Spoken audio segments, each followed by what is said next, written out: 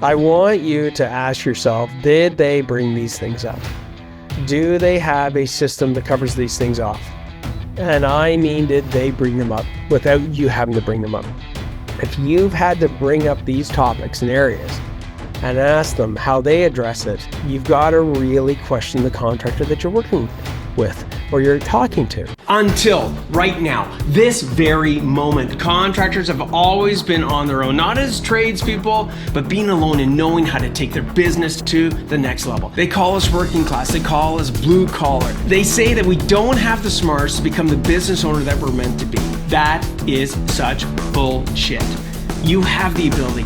You're more than any of that. The question really is, where do you get the insights that you need specific to contracting to systemize your business so you can get your profits to pay for your freedom? I'm Andrew Houston.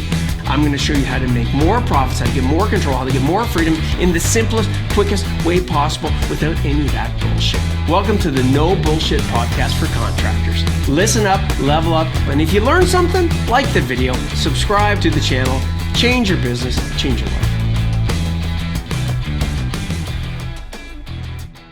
Hey, Rockstars, Andrew Houston here with another No Bullshit Podcast for contractors. That's you. So if you're an owner of a contracting business, pay attention here. This might resonate with you. Here's what we're going to touch on today.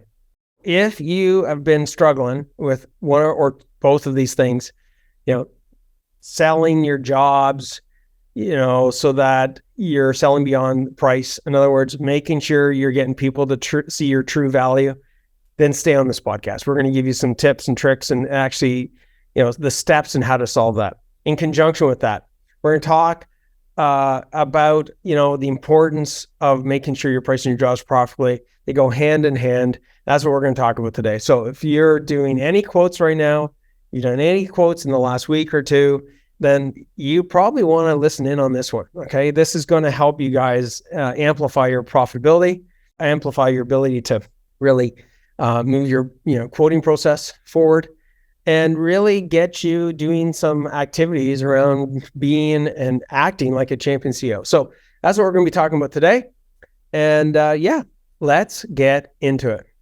So first things first, let's talk about the importance of pricing your jobs profitably. It's just on a Facebook Live there in the Profitable Contractors Association. If you're not part of it, you definitely want to get in there. And we touched on these topics really, really quickly. I'm going to go deeper in on them today, but it's interesting. And I had Joel on the call. He was like my guinea pig, didn't even know he was going to be there. And we gave him some killer steps, like actually showed him, how he can go and present himself so that he's able to get his prospects to see the true value of what he provides versus just being the lowest bidder. But we also touched on the importance of making sure you're pricing your jobs profitably. Look, you can go back to some of the previous podcasts on how to price your jobs profitably. We break it down step by step. There's a whole pricing for profits guide for you guys. It breaks it down, actually the math behind it. Okay, but we're not going to be talking about that today. I just want to make sure we touch on, and that's going to be a brief part of the conversation, but just really get you to understand that it's so critical, guys, that you're pricing your jobs profitably. Like if you're on this call and if at all, when I ask you this question, it's not the answer that you like, then you need to just pause for a second and really consider what I'm about to tell you. You can't price your jobs not profitably. You can't look back.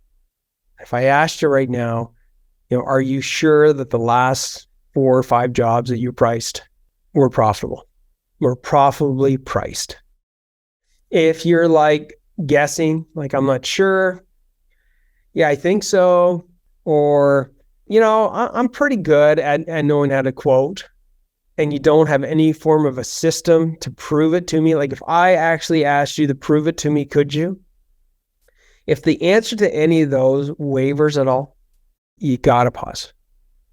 Look, we're going to get into this, but you're worth it. Okay. You're worth it. Your team is worth it. Your family is worth it. Your clients actually are worth it. And what do I mean? Very quickly, especially at this time of the year, things start picking up, things start getting busy. It's sort of been my little theme for the last few podcasts because it's true, right? The sun's out, it's nice out. I'm out on my motorcycle. I was actually just at a racetrack there, super cool. Went to this racetrack here close to me called Calibration Motorsport. And we did, I'm getting off track here, but I'll come back to it in a second, but it was super cool. It was called ART, Advanced Riding Training. And it happens once a year on this racetrack. And you get on this racetrack with, there's like 60 other participants. I mean, they're not all on the track at the same time, but you get these pros to teach you.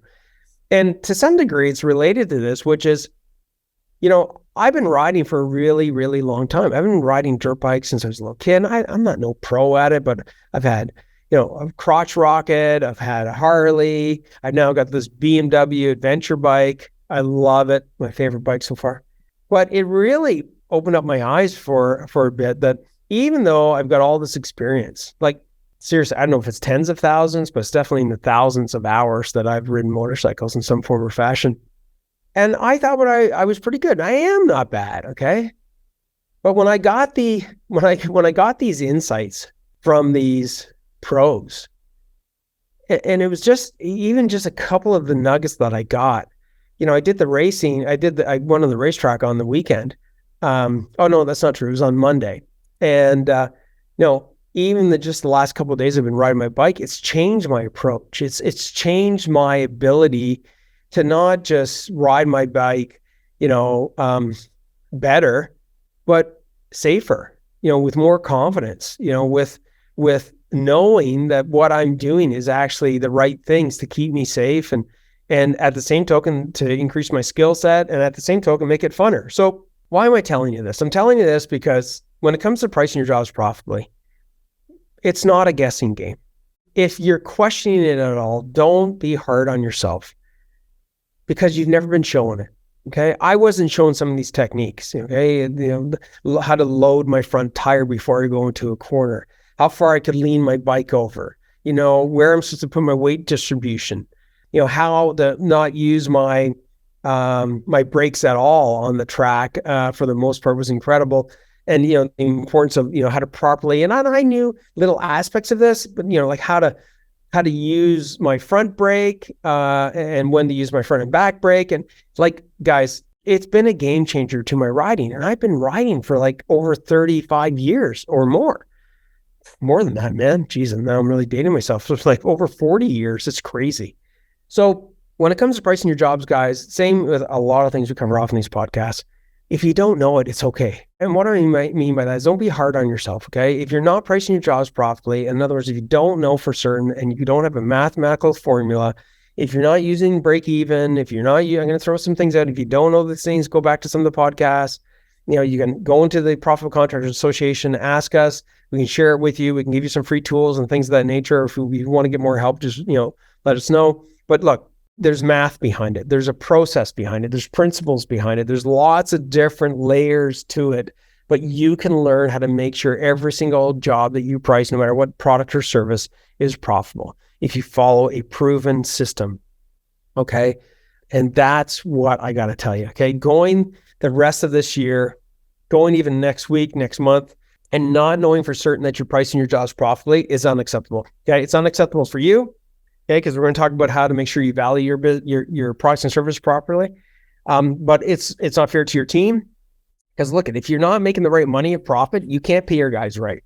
If you're not making the right level of profit, you can't live the lifestyle you want. If you're not getting the right level of profit and pricing your jobs properly, you're not able to have the profits and the cash flow, to reinvest into your company, to hire people, to expand your business, to get the right tools, to get the decals on the truck, all those different things. So look, you've got to price your jobs properly. You can totally do it. And if you're worried about, not getting work because, man, if I go and do this, I can be afraid that I'm going to have to increase my prices. And if I increase my prices, I'm not going to be able to get work. We're going to talk about that in like 60 seconds or less. Okay. I'm going to give you guys some insight that you can apply. And trust me, it's going to help you big time. All right. So price your jobs properly every single time. Now you might ask me, Andrew, like, where do I start? I can give you a couple of tips on this. I'm not going to give you all the math behind it, but I'm going to give you a couple of tips as far as a bit of a micro plan. Okay. I'm going to try and give you like three 3 to 5 tips, okay? Bit of a 3 to 5 tip action plan. So tip number 1 is you want to look at when you price to make sure you're pricing your jobs profitably.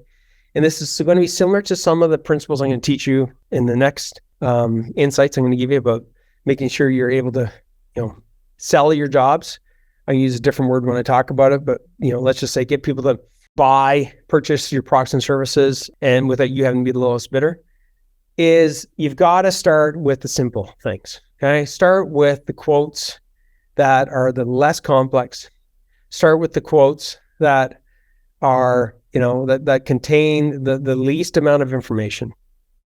Why? Because if you start with the smaller things, the easier things, typically in the world of contracting, I know this as a fellow tradie, when you focus in on the smaller, less technical, less skill required quotes, they tend to be the lower value ones. And you want to get this right with the lowest skill, lowest value quotes that you do, because if there's some aspects of you maybe screwing up a little bit or making an error, the impact is going to be minor. Okay, so the risk, you want to de-risk as much as possible. Step number 1, what is it again? Pick the lowest skill, easiest quotes that you do. All right. Step number 2, you're going to go back to 1 or 2 of those trainings I've done on how to price your jobs profitably, getting the pricing for profits calculator tool, which is a free tool. You can get it if you join the Profitable Contractors Association. It's in the tools section as well. There's the podcast that walk you through on doing that. And we've done a few of those, and we've actually used spreadsheets and showing you the math and examples and things of that nature. So that's step number 2. Okay. So get the skills to do the math properly, specific to your contracting business, your expenses, your pricing, your overhead, all those different things. And then step number 3 is basically creating a step-by-step system.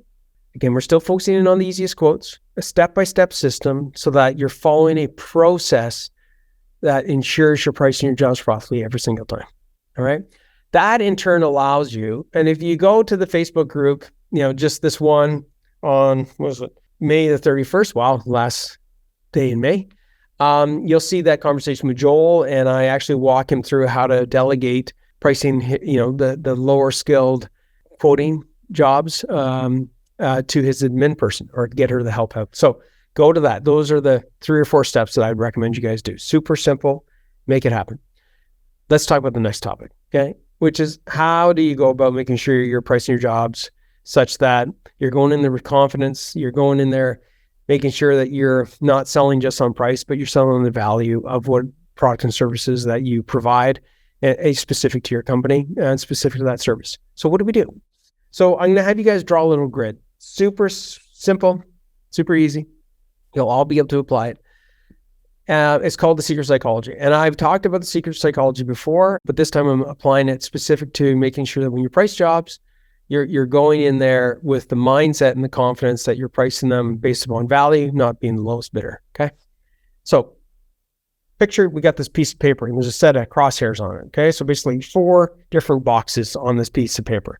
So you got a line down the middle, line, vertically in the middle, line horizontally in the middle. Okay. You've got 4 boxes. So write this down really, really quickly. If you're in the truck, just mentally see it. Don't close your eyes. Don't get in a car accident, but just hear me out. There's the first one's called frustrations. Next one's called fears. Next one at the bottom left is called wants. Next one in the bottom right is called aspirations. So we've got frustrations, top left, fears, top right, wants, bottom left, aspirations, bottom right. Now, how's this work? You're going to pick a product and service. Try and pick the one, in my opinion, that you have the most confidence in, that you're able to, that you're really confident, hey, this product and service that I provide, in Joel's case on the Facebook Live I just did, and the Profitable Contractors Association, you can join that if you want, we used sunlights, okay? Basically, I can't get the right, but let's just call it a sunlight, right? Where you're putting a window up in the ceiling, and I don't know, the name is escaping me, but anyways, that's what he picked, okay? So the first box, you fill in 2 or 3, keep it simple, frustrations that people have. In Joel's case, it was, when people, a skylight, there we go. When people want a skylight, one of the frustrations that they tend to think about, either they've been frustrated with this in the past, or it's a potential frustration that they worry about, is that it's going to leak. It's one thing. Number two, it's going to, collect moisture and have create mold in the house, maybe unseen mold. And the third one is it fogs up. Okay. So in Joel's case, that's the service that he picked. Okay. Skylights. And then the fear is what? What's the fear that they have? Well, the fear is somewhat related to one of the frustrations, which is usually especially if they have kids, sometimes they don't think about this if they're just by themselves, but if they have a family, they think about the health and safety, right? They think about that mold causing asthma, causing illness. Like there's a lot of problems that can be caused, to the human body with mold. And that tends to be one of the number one things for people that have families, especially people that have families. The second one is financially, which is a leak, right? They go away for a weekend. A contractor comes in, puts us in the skylight. They come back. Oh shit! It's Sunday evening. Place is flooded. There's been a rainstorm. The drywall's damaged. Like there's tens of thousands of dollars of water damage, if not more. And that's a fear that they have. Okay, not so much about it fogging up. That's more of just a pure frustration, but that's the fear. So now where are we going to go? I'm going to go really quickly. You flip that. And when I say you flip the frustrations, you flip the fears. So in Joel's case, we talked about like the opposite of that is that, instead of having those potential frustrations, that he has a step-by-step process that breaks down and guarantees that it won't leak, that he actually has a system that ensures that his team is held accountable, that certain steps are followed to ensure, and things are tested over a period of time to ensure that there's no leaks, to ensure that there's no mold, and as well to ensure that there's no fogging up, okay? And the aspiration, that we came up with is that really what people want is for Joel to be unseen. That means they work with him, they decide to be a customer, get a skylight installed, and basically the skylight is in the home as if it's always been there, as if there's never any construction done, as if it was always meant to be with the home, that it's giving the light, it's giving the environment that they've always dreamed of, and it's really just brought their home to the next level of life, okay? And so we talked about that. And then what we did was we did a little role play. And we actually used this in a role play of me simulating what it would sound like if Joel was the prospect and I was Joel and I was having that initial conversation. And it basically went like this, guy. So pick a product and service, a simple product and service, or could be one that especially the one that you've got the most confidence in, that you guys do really, that your company, your guys do a great job installing. You provide above and beyond value, and you're going to fill in these boxes. And now you're going to hear it, from the perspective of me being Joel. And we're gonna walk through sort of like how the conversation would go. So I'm gonna pretend to be both people.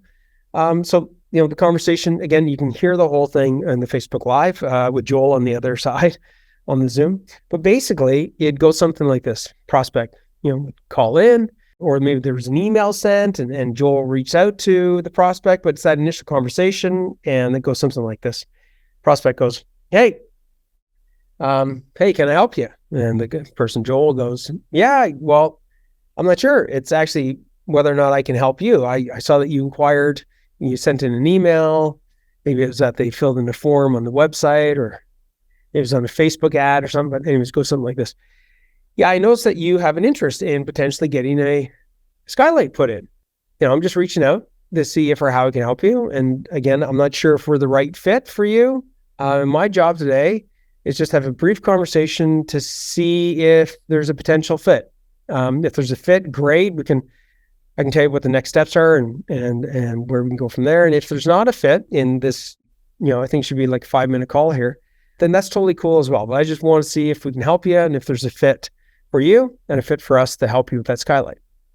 And prospect would tend to go, yeah, I got 5 minutes. Okay, well, let me just look at the clock here. Don't want to take more than 5.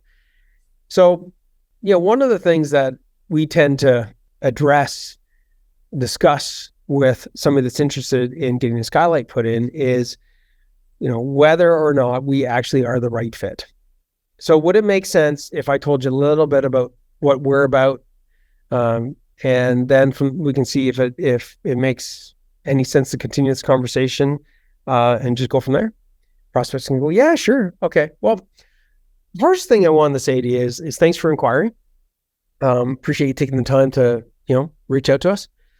So what I'd like to cover off with you is just, I want to educate you a little bit about our process and some of the things, again, whether or not we're a fit or not, some of the things you just want to really consider in selecting a contractor. So you're okay if I do that? And they're going to go, yeah, for sure. Okay. So at our company, one of the greatest frustrations that we hear from clients, we get clients that come to us where they've actually experienced some of these frustrations. And some of the frustrations is, they're either worried about or have experienced a contractor going and installing a skylight, and in all honesty, they don't get installed properly. And there's a leak. Sometimes that leak turns into mold. Sometimes it fogs up. Yes, these are some of the frustrations that we hear from prospects, either through experience, or this is some of the things that they're a little bit worried of that might potentially happen. With some of the greatest fears, a couple of the big ones is, I'm not sure, Mr. or Mrs. Jones, do you happen to have a family? Let's say they said, yes, we do, got a couple of young kids. Well, for those that have, especially those that have families, one of the biggest concerns is that mold starts to develop because of the installation, because it wasn't installed properly, either through moisture or, one of the other fears is because of a leak. They get it installed on a Friday, they go away for the weekend, they come back on a Monday and there's a flood, and there's all this damage. So these are some of the fears, right? It's the health side and it's the financial side. Do any of those resonate with you? And the prospect, I guarantee you guys, is going to answer one of two ways. They're going to say, well, yes, that really resonates with me. Probably 80-90% of them will say that.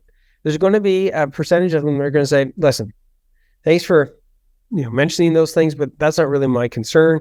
I just want to get this thing installed at the cheapest price and just get it done quickly and as cheap as possible. Now, guys, it's at that stage that you got to decide whether or not you're going to filter them, whether or not they're you're going to deal with that kind of client, and that's your choice. Okay, I'd highly advise you don't. So part two of this conversation, where the 80 or 90% would say, yeah, that I've been talking to my husband about that, and these are some of my concerns. And yeah, we really want to have this skylight, and we think it can bring a lot of value and experience here to our home. And those are some of the concerns and fears and frustrations that, or worries or potential frustrations that we have. The install. Then you go to part two. Part two goes something like this. Well, here at our company, we have a process, actually a step-by-step process that, if it made sense in this conversation to continue further, I'm going to walk you through step-by-step, actually how we do the installs. I'm going to show you exactly how things, the effects of things not being installed, what's a poor installation look like. I'm going to show you what the proper installation looks like. How do we achieve that? What's our guarantee behind this? And actually, what's a complimentary maintenance program that we put in place, to touch in over a period of time to make sure that there's absolutely no question that it's been installed properly, that there's no issues that you have. So we have a step-by-step process. I can show that to you. We guarantee that you won't have any leaks for this period of time. We guarantee there won't be any fogging. We guarantee that there won't be any mold. And would you like me to go through those steps with you? Because really, at the end of the day, we want you guys to get this installed. If you decide to go with us, our motto is, we don't want to be seen. That means that we want to be able to come in, and this is what we provide to our clients, where we come in, we install it as if it's always been there, as if we've never, there's been no construction done, and the home looks beautiful. The light, amplifies the current home, brings a new life to it. And that's what our motto is. So is this something that would interest you? Now notice, guys, I went on there for just a few minutes, but notice what I did. I didn't talk about price. Okay. Now, this is just the beginning stages of this.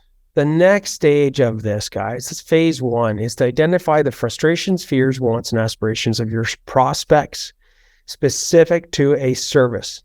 Okay. Like I said, step one, lay out fill in those 4 different boxes, by picking a service that you're going to focus in on. If you want to get help from your team, go and do that.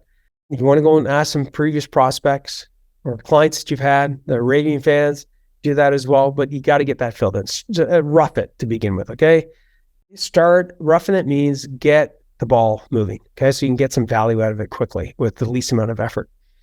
The next step is that you want to identify any financial impacts on any of those things that you're able to deliver around, financial impacts. If it was, in situations where people have installed them wrong and they've leaked, health implications on the mold side, frustrations and how it's made the house look bad, that it fogs up all the time. You want to back up all those things that you're able to address from a want perspective and address from a fear perspective into a want and aspiration perspective. And what this does, guys, it allows you to be positioned as the authority, as the expert, as the one that people are going to believe in. Now, I'm going to give you a couple of other little tips on how you use this, okay? As far as the process, I'm going to walk you through a couple of little tips. You want to basically be able to back up everything that you said. But notice that when I was doing that sort of role play, okay, was I really selling? Or was I really looking out for the benefit of the prospect?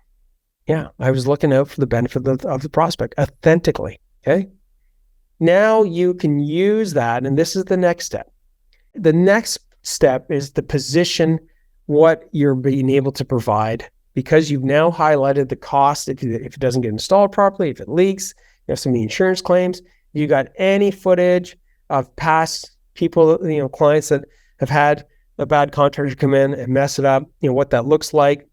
But you want to make it as factual as possible, okay? You want to show, here's the wrong way and the costs, here's the wrong way and the health issues, here's the wrong way and, being, frustrated and not happy because this thing's fogging up all the time. And then you want to show your way, okay? And what this does is now it positions you, if done correctly, to not be focusing on being the lowest price. Because now you can say, look, I'm not going to shock you, okay? I'm not going to try and say I'm something that I'm not here. I'm going to be straight up with you, Mr. and Mrs. Jones. We're not going to be the lowest price people. And the reason we're not going to be the lowest price people is because putting these systems in place, maintaining these systems, training our guys, making sure that all this actually happens consistently, that we can guarantee this, comes at a cost. Now, I'm not going to say we're the most expensive, but I'm not going to say we're the cheapest. We are a company that provides these services, and our value is beyond just our quote. It's these things that we are able to provide and guarantee for you. And this is where you highlight again some of those costs if it's done improperly. Now you provide your quote. They're going to look at it. Maybe they've had some people quote before. Maybe they're going to have some people quote outside of this. But here's where you finish this off. You say, look, I'm not sure if you want to move forward with this or not. Again, my intention, I said to you earlier, was to see if we're a fit. If we're not a fit, I said it's totally okay. You can take the information that we covered off today and hopefully benefit from it in some form or fashion. But I want you to think about it from this perspective. Whether that's a contractor that's already come to talk to you, or let's just say it's a contractor that you haven't talked to yet, that's looking to quote this job as well. I want you to ask yourself, did they bring these things up? Do they have a system that covers these things off? And I mean, did they bring them up without you having to bring them up? If you've had to bring up these topics and areas and ask them how they address it, you've got to really question the contractor that you're working with or you're talking to. Because if you have to bring these things up, they're not the authority. They're not the expert. All right. They're probably going to say yes to everything that you ask, but we're here as the experts. That's why we bring these things up. This is why we're here to educate you. This is why we covered off these, we've put these systems in place, why we're able to guarantee these things. So if that's the case, and you find out that they're not able to address these things or they don't bring them up, you should seriously question if any of those things are valuable to you. You should really question them being the contractor that you choose. Now, if any of these things resonate with you and you'd like to move forward or go deeper into what we can bring to the table, then let's have that conversation because we'd love to work with you. Like, guys, notice I'm not pitching. I'm not trying to sell. I'm being authentic and honest. So that's another No Bullshit podcast for contractors, guys. You are worth it. And here's a couple of other things just to recognize. If you can't articulate to me or even yourself in a mirror the true value that you guys bring, like I mean really verbally and physically, visually prove to yourself that you are worth it through this process, then you're not going to be able to convince other people. You're not understanding your true value. Okay. And if you, as the owner, cannot understand your true value, how can you expect anybody else to understand your true value? Whether that's your clients, your team, anybody, starting with you. So apply these things. You can do it. Pick one of the two strategies, guys, and just take one step at a time. Okay. Pick whichever one you want, whether that's going back and ensuring you're pricing your jobs profitably, whether that's pricing beyond the lowest price that we just covered off. But you can do this. Take these steps, apply it. If you guys want to get some more help, just reach out to us, join the Profitable Contractors Association. We've got trainings like this that we go on the Facebook Live, not as in-depth as this, but just short and sweet. There's like 17 or 18,000 like-minded contractors in there, just like yourself. You can ask any questions you want. And if you want to take things to the next level and get some more help from us one-on-one and become a champion CO, like, the 6,000 other contractors that we've worked with over time, then just ask for help and we'll get you set up with one of our strategists for a complimentary strategy session where we give you guys tips and insights like this, but specific to your contracting business, specific to what it is that you want to cover off. And so you can walk away with a game plan. And if it makes sense, if there's a fit, just like what we talked about today, then we can talk about that. And if not, that's totally cool as well. So I will see you guys on the flip. This is another No Bullshit podcast for contractors. I hope you guys benefit from this. Let us know in the comments, how we can help you. If there's areas or topics that you want us to cover off, we're here to help you. And I hope you guys have a great, profitable day. And I'll see you later. Ciao. Hey, rock stars. Thank you for watching the No Bullshit podcast for contractors. If you enjoyed this episode, hit the subscribe button. And if you're serious about growing and need help, click on the link below. Myself and my team would love to help and give you the necessary tools so you can take your contracting business to the next level. And remember, dominate, delegate, and deliver.